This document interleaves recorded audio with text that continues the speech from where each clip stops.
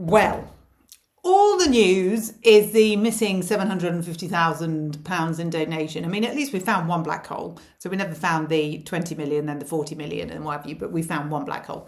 And it's the whole Morgan McSweeney thing, which I did do a video on a couple of days ago. I mean, not saying ahead of the curve, but totally ahead of the curve. So there's lots of the Electoral Commission are saying we've already looked into this and we did that years ago. So they've released that statement saying nothing to see here. The Conservatives are not letting it lie. They're saying there's everything to see here. There's accusations of criminality, and if Morgan McSweeney resigns, Keir Starmer will have to resign. We haven't really heard anything from Keir Starmer on it. I'm sure he has full faith in and full confidence in Morgan McSweeney. That tends to happen before somebody gets fired. So we'll see how that plays out. You probably expect me to be jumping up and down for joy. Not really. I feel like we're just being taken for a ride. You know, the ones at the top just cannot behave. They cannot organise themselves. They cannot play by the rules. And we are subjected to this with every single government that sits at number 10. And what looks like every successive government. I'm totally apolitical on this one. They're all as bad as each other. None of them know how to behave. I feel like we need Super Nanny back. I'm more than happy to have them around the kitchen table and give them 101 on what's acceptable, what's not, and how we are accountable, and how we have morals, and how when we are making decisions we think about other people than ourselves, and if in positions of power we do not abuse our power. I'm more than happy to go through the ethical framework with them. Whenever you're ready, guys, come sit around the table. My children will attest to the fact that it can be brutal at times, but it is nonetheless very clear.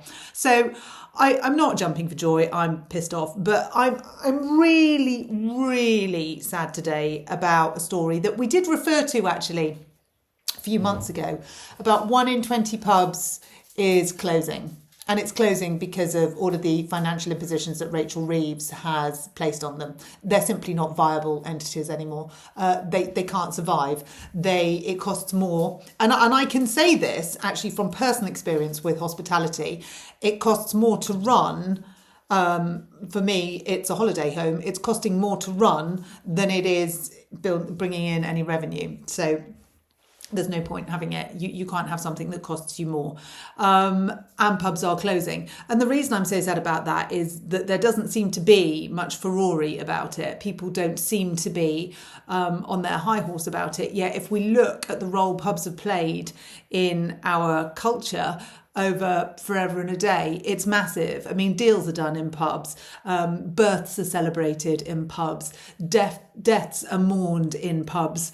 There are fights, there is love, there are proposals, there are happy reunions. Every single thing every emotion that you could feel, experience, generally happens in a pub in the UK. And let's look at, our TV, our arts, our culture, our radio. We've got the Bull in Ambridge. We've got the Queen Vic in Albert Square. We've got the Rover's Return in Coronation Street. We've got the Woolpack in Emmerdale. We've got this great British institution enshrined in every area of our lives. It all goes on in the pub. It's where unofficial counselling happens. It's where mates look out for each other. It's where people meet new friends. It's where people go to escape. It's an extension of your home, even if you've never been there before. And of course, we have the usual association with going to the pub and getting absolutely hammered, which, happens for so many people. And for kids, it's a bit of a rite of passage, the village pub, the town pub. But it's also where people have their first jobs. It's where people do business deals. It's where people just sit and have a coffee. You don't have to be going to the pub to be going and having a skinful. And pubs hold book clubs. They hold church meetings sometimes. If there's a back room, it might hold a village meeting. Pubs are so much part of our community. And that 1 in 10 is closing, to me, is a national tragedy. It's something that we can't rebuild because it's such a unique institution.